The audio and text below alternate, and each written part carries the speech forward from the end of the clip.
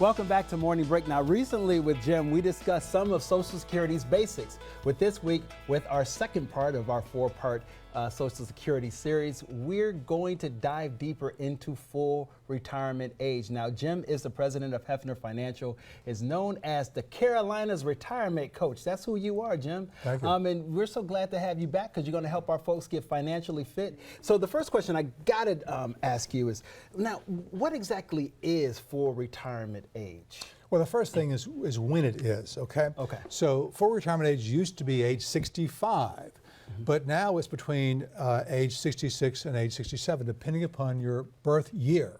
So if you're born between age 1943 and 1954, your full retirement age is 66.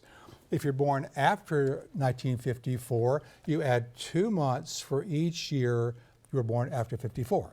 So 66 and 2 months, 66 and 4 months, up to 67, that's as late as it gets. Right. So why is it important that we care about that? Well, great question. So it means two things. One is it means that you can get your full benefit without any withholding, right? So obviously you could take retirement Social Security benefit at 62 or 3 or 4, but you get less that way. It's 5 to 7% a year. Each year you take it early. By the same token, if you delay it, you pick up earned credit of 8% a year from full retirement age to 70. Right. Now, the second point of that is that you can now earn all you want if you're still working and have nothing withheld. Elsewise, they can withhold some part of that check. Wow.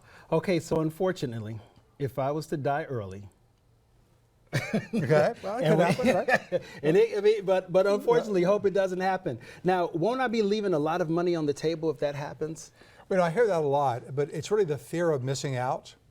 But think about it this way. It's probably worth the risk to have more money for the rest of your life. Yeah. In fact, planning really is about what if we live a long time. If you die early, then we didn't need to do planning. Right. This is really for a long life. Wow. Okay, so I know a lot of us, we hear a lot about maximizing Social Security. Should we be trying to maximize ours? Well, yes and no. Okay. The bigger point is we want to maximize your income and your reserves, your wealth, not Social Security. Social Security is one component of it. But here's one thing to think about, a planning point. Let's say that Bob and Sue are married and he has a much larger check than she has, and he dies first. What happens? She's going to drop hers and take his larger check, right? Right.